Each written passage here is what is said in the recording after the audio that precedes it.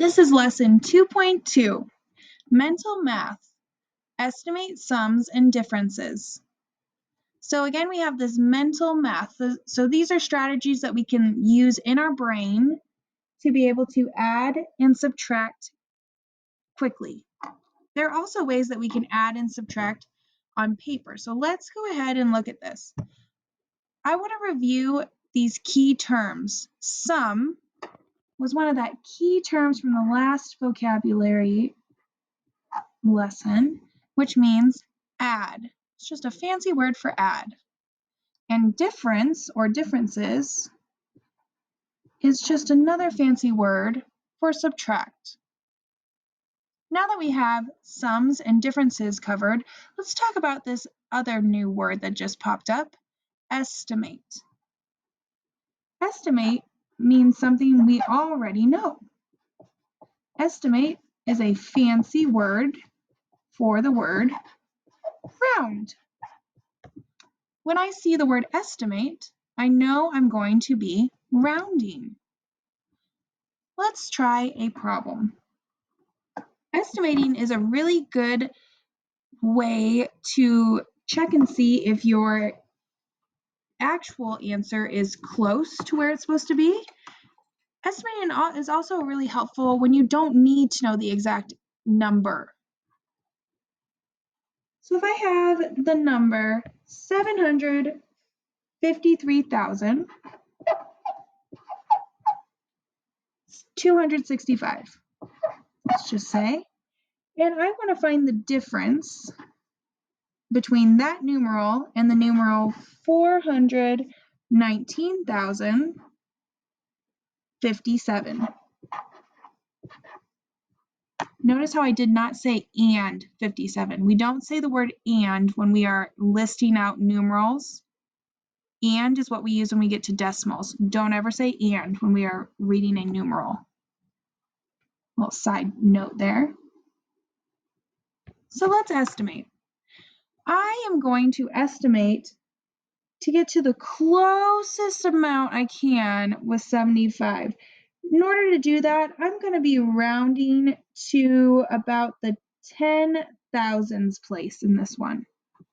So I know I'm going to be underlining, let's do that in a different color, underlining my value, or sorry, oh goodness, I've already made a mistake. Underlining my 10,000s, see, even teachers know that. And I'm gonna be circling my 3. Let me erase that real quick. Boom, like magic. Okay, so my 10,000s place. I can remind myself that by going ones, tens, hundreds, thousands, 10,000s. Who's gonna boss it? My little sibling next door. I'm gonna say my rhyme. 5 or above, give it a shove. 4 or below, leave it alone. So I am going to leave this 7 just as it was. I'm not touching that 7.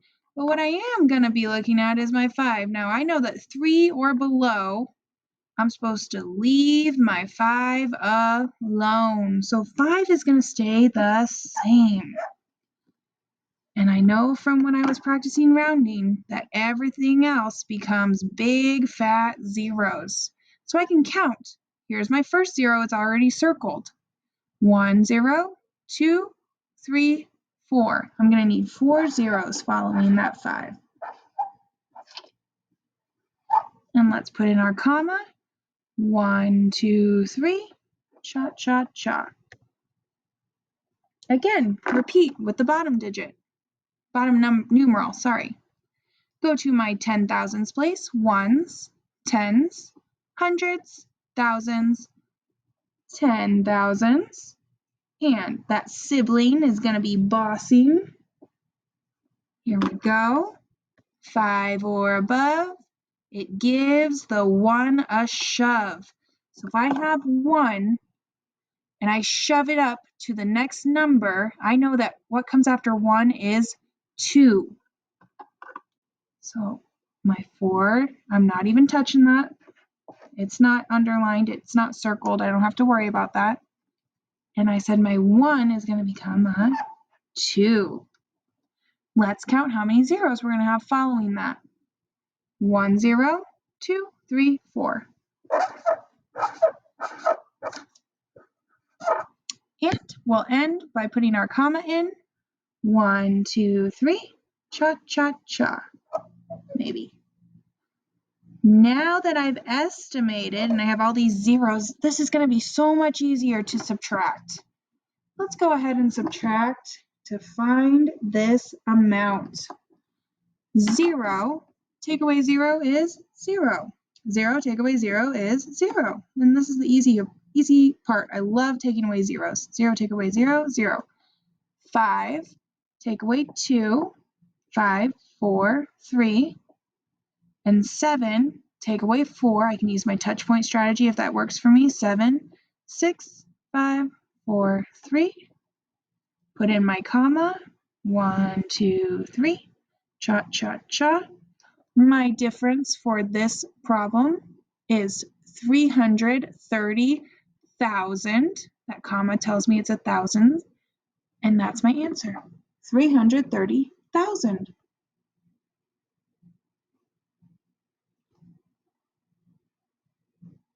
I can also use this when I'm trying to find the sum of a product. Let's do 48,765.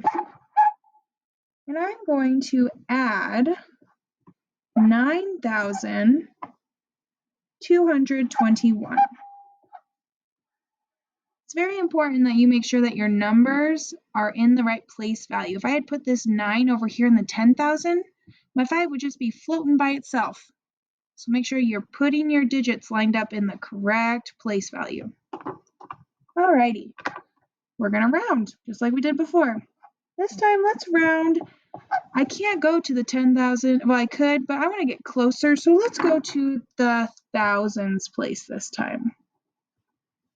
Ones, tens, hundreds, thousands. Who's gonna boss it? Right next door. 4, I'm not touching it, it's staying the same. And my 8 is the one who's gonna either change or stay the same. Let's say our rhyme, 5 or above gives 8 a shove. I know that 7 is in that 5 or above, so 8, let's see, 5, maybe I can back my fingers up. 8, I'm gonna add one more, I'm gonna shove one more up there. I am now at 9. And everything else, I've already started with my 0, becomes big fat 0. So I'll have 1, 2, 3 zeros. 1, 2, 3, cha, cha, cha. Do the same thing repeated. 9 is going to be my digit I'm looking at. 2 is going to boss it. And I know that 2 is less than 4. So 4 or below is going to leave 9 alone. So I'll put my 9 here in the thousands place. Ones, tens, hundreds, thousands. And everything else becomes big fat zeros. 1, 2, 3, cha-cha. Let's find our sum now, our estimated sum. 0 plus 0 is 0. 0 plus 0 is 0. 0 plus 0, 0. 9 plus 9.